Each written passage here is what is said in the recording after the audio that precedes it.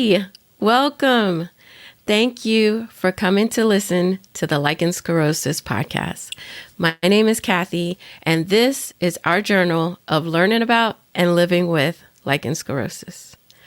Each week, I either speak to someone or research an aspect of lichen sclerosus and bring you the information so you don't have to. I bring you the real talk without the medical jargon.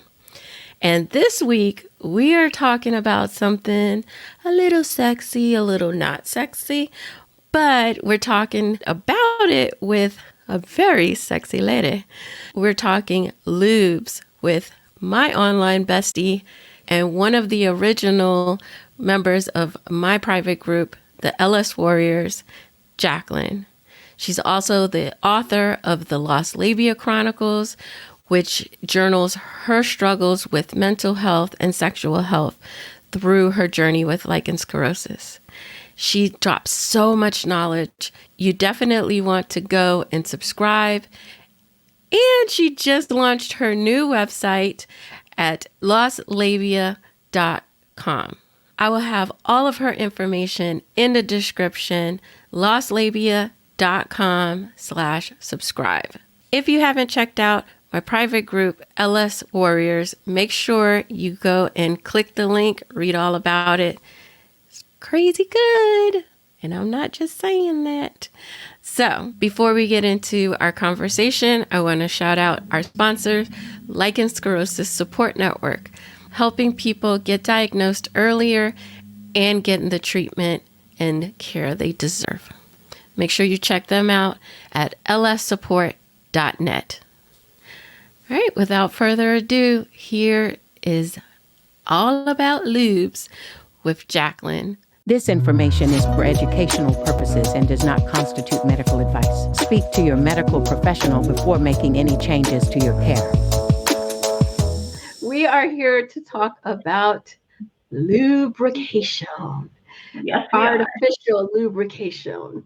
Yes. And we have the illustrious Jacqueline back. I am so excited to talk to you in this forum again because we have fun. So yes, and thank you for having me. I love talking about sex and lichen sclerosus, so I'm excited to be here. Yes, she does. Jacqueline has been experimenting with different lubes for how long would you say? So I experimented 4 months when I was using it primarily for dilators, and then 2 months with penetrative sex, trying to find which one worked, because as we'll get into, what works for your toys might not be the best for penetration and vice versa. Ah, good to know. Good to know. I never even thought of that. So walk us through, what are the different types? Yeah. And it's funny that you say that, because like I remember back in the day when I would buy lube from like the drugstore. And I remember just like, you have like the condoms, and then like they'll have like the lube, and I had no idea what to look for. Honestly, I think I usually just picked like what was on sale at the time. And right. This will do. And I had no idea that there were like different types at that point and what to consider when looking at the types. Yeah. So, okay. So there's water-based, there's silicone, there's oil-based, and then there's like hybrids. So it might be like an oil and silicone base or something like that. Water-based are quite versatile. They are good and safe for toys, good and safe for penetrative sex, and they're compatible with condoms. Okay. So then your silicone is not good for toys if your toys are silicone, because if your toys are silicone and you use a silicone base, it can actually degrade the surface of the silicone toy, which can cause like bacteria in time. And then when you're using a toy, a dilator, you really want to clean it properly. Right. So if we're degrading the surface and increasing the likelihood of bacterial buildup on the dilator or the toy, and then we're sticking that in us, probably not the best idea. And if you have lichen sclerosus, you're definitely not searching for more vulvovaginal issues. That's probably not on your radar of things you want. So that's an important point. With your silicone, it's good and safe. It's compatible with condoms, good for penetrative sex. It's very soft and very long lasting. So it's got like a silky texture, and it's really good for like longer sessions, if you will. But when it comes to, vaginal dilators or trainers or any kind of sex toy that's silicone, you probably are going to be better with an oil-based or a water-based. Okay. Then oil-based is safe for your toys. It's good for penetrative sex, but it is not compatible with condoms. It can break down the condom. So if you're using an oil base for your toys, switch over to a water or silicone when you're having sex if you have sex with condoms. Okay. Yeah. Very cool. So those are the types. And then the hybrids, I don't really experiment with as much, but because if your hybrid has oil, then that's something to be mindful if you're going to be using condoms. The same thing applies there. Even if it's not as predominantly oil as a pure oil, you'd still want to be mindful of that. So with the hybrid, again, you would want to be mindful of what the hybrid is. So if the hybrid is part silicone, you probably don't want to use with your toys. And if there's oil in it, you want to be mindful if you have sex with condoms. Got it. And so I've also seen some plant-based. Is that considered an oil, or is that a completely different category? So I think when it comes to plant-based products, you basically need to read the ingredients. Okay. Because they might fall into oil. So for example, and we'll talk brands later, but yes, oil-based is one of the lubricants that I've tried. And it is plant-based, but again, there is oils in it. Right. So you want to read it. Aloe Cadabra is another version of a natural plant-based one, right? It's essentially aloe vera. And there's a couple other variants that are predominantly aloe-based, and those are plant-based. So again, read the label. If it's just aloe vera, then it's just aloe vera. It's not really an oil. It's not silicone. Stuff like that. But just because it's natural doesn't mean that there might be some oils in it. Right. They're natural, right? So I think that when you're looking at plant-based alternatives, I think the best advice really is to look at the ingredients and see, are there oils? Are there anything like that I should be mindful of? And then go from there. Okay, perfect. Thanks for the clarification. So walk us through kind of your process and then give us your findings. I am a very anxious person. And so trying a new product on my vulva made me feel very worried. I was very worried about what if I have a reaction, what does that entail? Could that put me back? There's a lot of worries and concerns. So I basically have like this little baby step, protocol for myself whenever I test out a lube or an emollient or really anything that's going down there. And some people might not take it this detailed and small, but I think, know what works for you and your mental health. And I know that for me, moving in very small incremental baby steps is how I feel safe. So basically every time I would get a new lube, I basically like touch my finger to the lube. So basically like a fingertip amount, like just a little bit.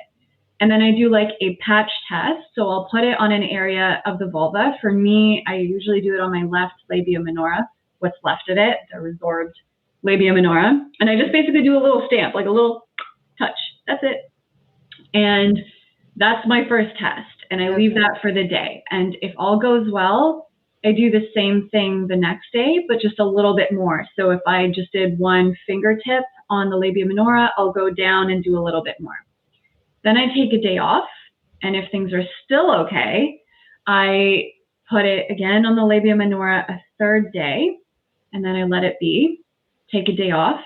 And then at that point, typically, and by the way, I am always logging this, at least initially, in a symptom tracker. I do use a symptom tracker that Kathy made. We'll put it in the show notes. Yeah, because Kathy created this amazing symptom tracker that's fully customizable. So I, at that point, wasn't so focused on tracking my symptoms per se because I was in remission. So I personally customized it to focus on my dilators and sex and orgasms and lube and emollient and stuff like that. So I would have like a drop down for the lube, and then I would basically be like, okay, what kind of reaction did I have, if any? So, after tracking these little patch tests for a few days, I would see, okay, there's no reaction. I'm okay. Then I would do like almost a patch test version also in the vagina, because I'm just testing on the vulva. But you could be okay on the vulva, but it might irritate your vagina. So that's another thing to kind of be mindful of, is, the different parts of you. And some parts of you might be okay with something and other parts might not. So then I take a little bit on the dilator, the small one, and kind of just put that inside and make sure that that's okay. And I'll track that for a couple of days. So now we're talking about like a week and a half, which again, I know is very like detailed, and not everybody might need that amount of precision. My listeners like, Jacqueline, I want to get to the sex already. Jesus. We'll get there. And the lesson is like, it takes time. Patience. Patience. Yeah, because you know what? Our vulva is sensitive and it doesn't work the way we used to, like before our LS was active. And I've got a story about that. But what the products that worked before may not work anymore. And you never know what ingredient, irritates you now that didn't used to irritate you before. So it is important for you to run these tests, because the last thing you want to do is just say, oh, this looks like a good lube, lather it up and start using it. And now you are burning and in so much pain because you didn't have the patience to test. And I call that whole process the carpet test, because when you have a product for the carpets, they tell you to test in an inconspicuous area to make sure that it doesn't bleach the carpet. And, we got to use it on our carpet down there. So, so I thought it was fitting. But yeah, so you do your carpet test, and then once it's good, you move on to. Yeah. Then I start. Yeah. So let's start with dilators. Sure.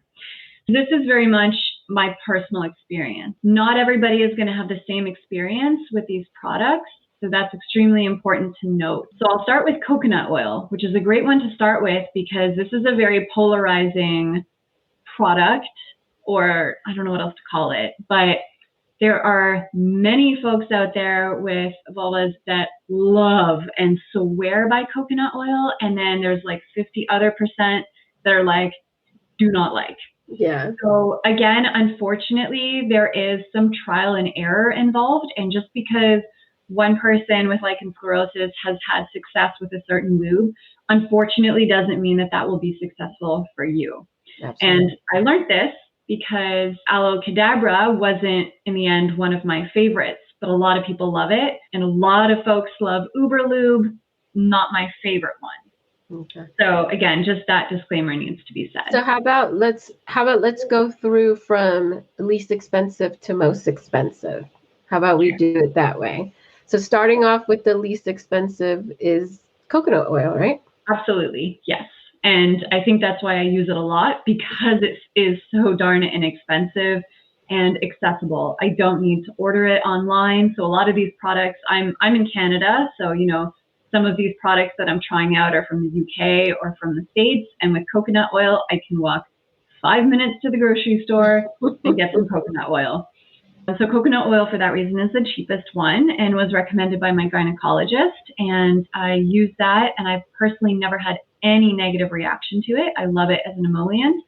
And I also like it with my dilators. The one thing, or I guess the two cons that I would say with using coconut oil with dilators, one, mess. Because you are using a jar instead of a product that has like a pump or like, a squeeze bottle, you kind of have to take it out yourself. So like I use a spoon to take it out. Like, dip it? Like, no, because even if you wash your dilators before, you're like contaminating the coconut oil. Oh, So that's what I mean by it's really messy and it can be a bit tedious. So I would have a spoon and I would like scoop some out. But let's say I want some more. Well, now I've already used my fingers to scoop it off the spoon. So it's like, okay, now I got to get like another spoon, scoop more out. And, you know, it can be a bit messy and a bit like, you know, with a spoon, it's just a lot more work than say I just pump the lube out into a thing. Now you could probably make your own makeshift bottle, but you know, I'm not that crafty, so I don't, and I use a spoon. So it's a little bit like tedious and it can be a bit messy. And one thing I did find for me personally was I don't like oils when working with dilators, not because they irritate me. They don't irritate me, but what I found, especially when I got to the bigger dilators, was it didn't provide like enough thickness almost for things to glide in and out. Like it just felt like there wasn't enough, like it wasn't slick enough. Yeah, like I wanted something more substantial. Like when you look at it coating the dilator, it's very thin. And especially when you're working with bigger dilators, you really want there to be like more lubrication, more support, more cushion, I guess, around that dilator. So I felt it like would be really hard to move the dilator in and out. But in terms of irritation, it didn't irritate me at all. And it did work quite well for the first couple dilators. And then I had to change. So that one's probably the least expensive one that I bought. Alocadabra, I don't remember the price point. I ordered it off Walmart, but I think it's fairly on the cheaper end of things. It's basically just aloe vera. So this one with dilators was a little bit easier because it's just a squeeze bottle. So I don't have to worry about having something to scoop the product out and all of this disinfecting back and forth. I can just squirt it on. It's primarily aloe based, so no irritation on my end. It felt very good, very like hydrating. It's also very cooling. I guess like, you know, if anyone's ever like sunburn themselves and then you got to put aloe vera on, it has that like cooling sensation. So it felt very soothing, which I enjoyed. But again, I felt similar to the coconut oil that it just wasn't providing me with the kind of texture that I was after. Like I really wanted something thicker and more substantial. So that was aloe vera. Then I tried Yes water-based. The next ones are all kind of in the same price point. I think Uber Lube is the most expensive one, at least in Canada. So Yes water-based, I liked it.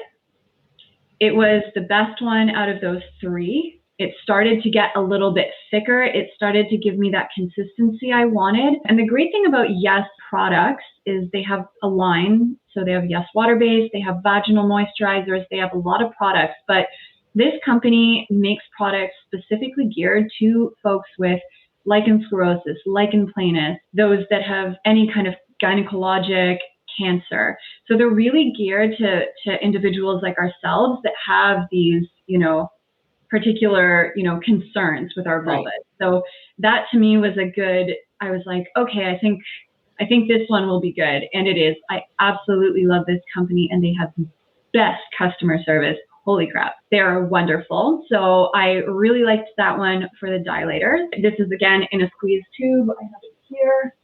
Looks like this. So you just squeeze it out. So again, we don't have to worry about the coconut oil with a spoon and all of this stuff. So less mess. Easy application.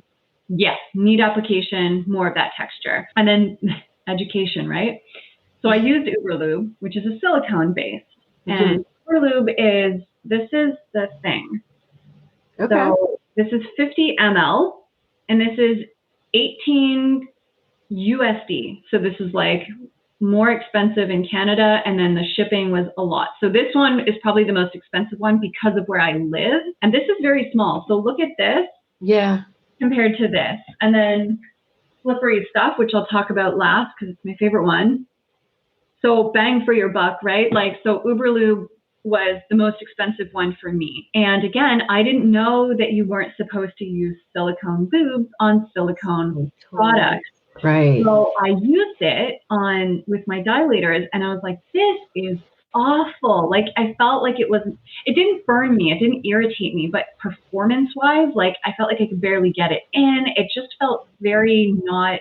There was no slick at all. It was just Yeah, like no. And I was stuck. really shocked because again, Uber Lube is highly recommended by pelvic floor physiotherapists and I had heard great reviews about it. So I was kind of like, okay, well, and I knew coming into this that there's some experimenting, and even though everybody else likes it, doesn't mean I will. Right. So then I decided to give Slippery Stuff a go, which I get the pump now, I get the mega bottles because I like it so much. So it also does come in a squeeze bottle, like yes, water-based, but I now get like a big gallon thing with a big pump and I just go to town because again, yeah, that's my ultimate favorite one. And I was so surprised because I had such a poor reaction to it initially. But in terms of that je ne sais quoi that I was looking for in my lube, that like thickness that I was after, that consistency that I wanted, this was like 12 on 10, the winner. It didn't irritate me at all, which was a big shock because again, I had to work myself up to trying this product because I had such a negative experience with it initially. Right. But it just has this amazing texture and the dilators glide in so much more easy. It's really thick, like when you pump it. Yeah. Pump it out, you can see like that it's there. You can see right. it. Whereas like, an oil will just kind of fall flat. Right. This right. really has that kind of thickness and that substantive texture that I was kind of after. Okay. So that one was my favorite. And I think it's pretty affordable out of the ones that I mentioned. Uberlube is the most expensive one. And then the Yes products are kind of a little bit less, but still in the more expensive range. Slippery Stuff is in the middle. And then coconut oil and stuff would be the least expensive. Awesome. We'll have all of these products and links to where you can get them in the show notes and in the description. So if you swipe on your podcast app, you will be able to get to them from there. Now, those were with the dilators. Right. Was it a very similar process when you were then moving on into penetrative sex? Yeah, pretty similar. I think we started the first couple times with coconut oil, again, because this was recommended by pelvic floor physiotherapists and gynecologists. And I felt comfortable with this because I had used it inside the vagina and also on the vulva, knowing full well that in and of itself was okay and safe for me. And it worked quite well. No massive complaints other than, again, the mess, because now we have to put it on 2 people. Right. And if you need more midway through, you're like getting the spoon and it's just awkward. It's just a lot of work, kind of breaks the mood a little bit, and it's really messy too. So I always have like a towel underneath me and then a towel next to like get it off of our hands. Yeah. So it's a little bit messy like that, but it did the trick. And then I think after that one, I basically started with Yes water-based. Okay. Which again, I really liked, but I wanted it still a little bit thicker. I wanted there to be a little bit more oomph to it. You wanted to feel it there. Yeah. Like when I say I use lube, like I use a lot of lube. Like when I think it's just enough, I go for another pump just to be sure. So then I started using Slippery Stuff, and I was like, yes, this is the one. This is the one. It lasts very long. It doesn't irritate me. I find it very like soothing. It's got like a silky like texture kind of, so it just feels very good. So that's pretty much my all-time favorite. Now I did try the Uber Lube since I discovered that, the reason I didn't like it with my dilators was because you're not supposed to use it with your dilators. So I was like, okay, let's try with sex. And I have to say it's better with penetrative sex than it is with a dilator. But I think for me, the decision to kind of just stick with Slippery Stuff or Yes was a price point thing. For such a small like bottle, it was just, I was much happier with the other products. So I went for that. And there's a lot of things that you consider when getting a lube, and finance is one of them. So Absolutely. Especially if you're going to be using it way more often. It's something that can add up. And if you're doing, some kind of dilator protocol, you are going to be using it on a daily or multiple time weekly basis. So take that into account, because the price you'll go through it pretty quickly, I would imagine. So yes, I definitely make these companies happy. Because I was doing the dilators, for like 4+ months, just like forever I was doing the dilators, and then now you're feeling like a rabbit. So. Yeah, and and I use a lot of it too, right? Like because I tend to be drier down there, and because I just want to make sure things are very nice feeling. Yeah. So I'm excited because we are working on something in the Lichen Sclerosus Support Network, which is our nonprofit, if you don't know, that we're working on creating a sample box for you so that you don't have to, buy all these big products to find out which one works for you. And so stay tuned for that. That will definitely let you know on the podcast when that comes out. But I think that's going to be helpful for you, not just for lubes, but also for moisturizers and barrier creams, because those expenses can get up too as we look for what works for us, what doesn't work for us. So yeah, and that's so exciting and like a dream come true, like what I wouldn't have done to have had that available to me back then, because as I said in the beginning, our LS is very individualized, and the products that we like are also very individualized. What works for one may not work for another. Now, I gave quite a few examples of what I used, and I bought the full product of it. That in itself is very expensive, but you don't know if this is going to work. So you might spend $60 on a lube that you try once that doesn't work. Yeah. And then what do you do with all the lube that's left over? Do you call your friend, hey, do you need some lube? That is exactly what I do. Because, I'm very open about my LS, obviously. I talk about it all the time. I talk about it on my blog. I talk about it on my personal Instagram page. Every single one of my friends knows that I have lichen sclerosus. They probably all have a vague idea what my vulva looks like, because I talk about it so damn much. Not that I've shown them per se, but I'm so descriptive that I feel like they probably even know what that looks like. So, if one doesn't work for me, I'll literally call up a friend and be like, hey, I have a water-based lube. Do you want it? And they always say yes. So I just give it away. But, so it still goes to use, so it's not wasted, but it's still, it's a financial stressor to have to put out this kind of money to find a product that worked for you. And I remember Kathy one time saying I wanted a lube Sephora, because when you go to Sephora, right, skincare, and skin on your face, skin on your vulva, skincare is expensive. Like an eye cream average is like $80. Like, it's wild. But at Sephora, because they know how much their products cost, you go up and you can ask for like a sample. And I was like, I wish I could just get like little samples of everything, do my little patch test, and then go back and buy the one that works for me. Exactly. So we're going to make that happen. So exciting, and will help a lot of people really just narrow down what works for them without spending, $300 on. Yeah, because some people don't. I know I don't have $300 to be testing the market. So love it. Yeah. So we've heard about it from your end. Has your partner said anything about their favorite, or any comments on the lubes from your partner? No, not really. I think the Slippery Stuff one or the water-based one by Yes work very well for us both. We both really like those. I think he was fine with the coconut oil, but agreed that like the mess was just, again, like we have sex frequently now, so it's a lot of towels. We have to go through, like our laundry doubled because we were just using the towels constantly. So these are really easy, right? Grab and go. You just, you're done. And just to be clear, you're not using condoms, so it's No. okay for you to use The oil-based. I mean, the oil-based, yes, Yeah. sorry.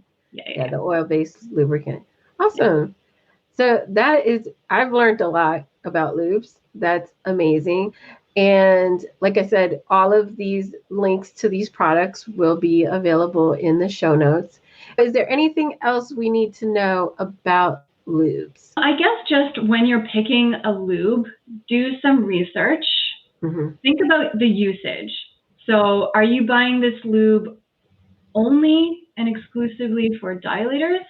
Are you buying this lube for dilators and eventually sex? Are you buying it for sex? Do you use condoms? So think about all of those things when you're buying your lube. Secondly, look to resources like Dr. Kraft and Dr. Heather Jeffcoat. Talk to your pelvic floor physiotherapist and see, the type of products that they recommend, because those are typically more geared for folks with LS or different vulvovaginal conditions. Think about texture too. You might have textural preferences. So oils tend to be very thin, and that might not be something that you're looking for. Maybe you want something thicker, but maybe you do want the thin oil. So think about the kind of texture that you want. Think about the price point, because realistically, most of us have to budget our money, and price point does factor into our decisions. So for me, the best one is also the most economic one for me, which is Slippery Stuff. So that's something I have to consider. So there are other products that worked, but I was like, I'm going to go with this one because it also has, a cheaper price point. And then finally, I would say be mindful of ingredients. Yes.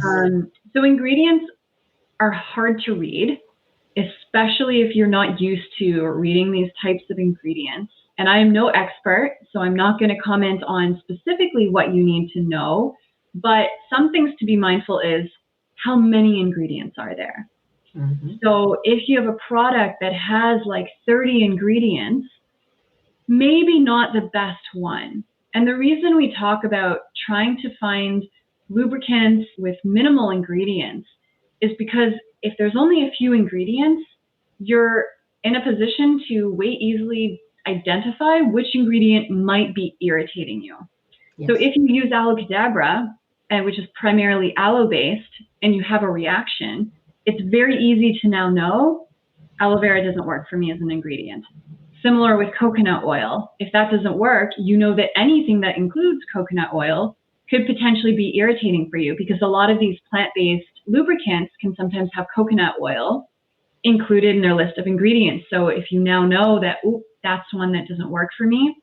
Also, if you have allergies, you probably know which ingredients to look out for. So that's, another thing to be mindful of when you're looking at these things. I think Slippery Stuff has like 4 ingredients or something pretty small like that. So do most of the products that I mentioned. They're pretty minimal, but when you kind of get the over-the-counter lubes at the, CVS or your drugstore, like you'll just see endless ingredients. So that and a lot of thing is, when you do look at the ingredients, if there's like a whole bunch of words that you don't understand what they are, probably not a good idea, because it's a lot of more chemicals and synthetic things, and we want to keep our vulvas, the products on our vulva, more natural and keeping the ingredients to a minimum. And that goes with anything, with lubes, moisturizers, barrier creams. Also, some lubes have like scent. So that's another thing to be mindful of, is that when you're looking at the ingredients, if there's some kind of perfume or essential oils, some people, it will cause no issues, but it could cause an issue for you. So that's something to be mindful of, again, when you're going through the ingredients. This has been an amazing conversation, as always. I love talking with you. And so I want to make sure anybody who, please, if you want to get some great information, if you want to learn about Jacqueline's journey, follow her on Instagram and Facebook at the Lost Labia Chronicles. Join her email list so you get notified every time she drops a blog. It's at lssupport.net/join TLLC. And if you want to talk to her and ask her a question, shoot her an email, lostlabiachronicles@gmail.com. Definitely don't hesitate to reach out to me if you want to talk. I'm always happy to talk to people. That was amazing. Thank you for being here. Thank you for having me. Very cool, right? Did you know there was so many different type of lubes and what went with what? Because I didn't. And Jacqueline didn't when she first started. So this is something that's not talked about, and I hope it really helped you in deciding what lubes you were going to try, what kind of things to look for.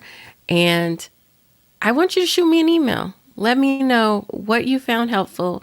And if you have a favorite lube, shout it out. I will put it in the show notes so that other people can find out as well. If you enjoyed that conversation and you have questions, make sure you're following Jacqueline and myself at The Lost Labia Chronicles and at Lichen Sclerosus Podcast on Instagram, because we are going live on Tuesday, the 23rd at 1 p.m. Eastern Standard Time.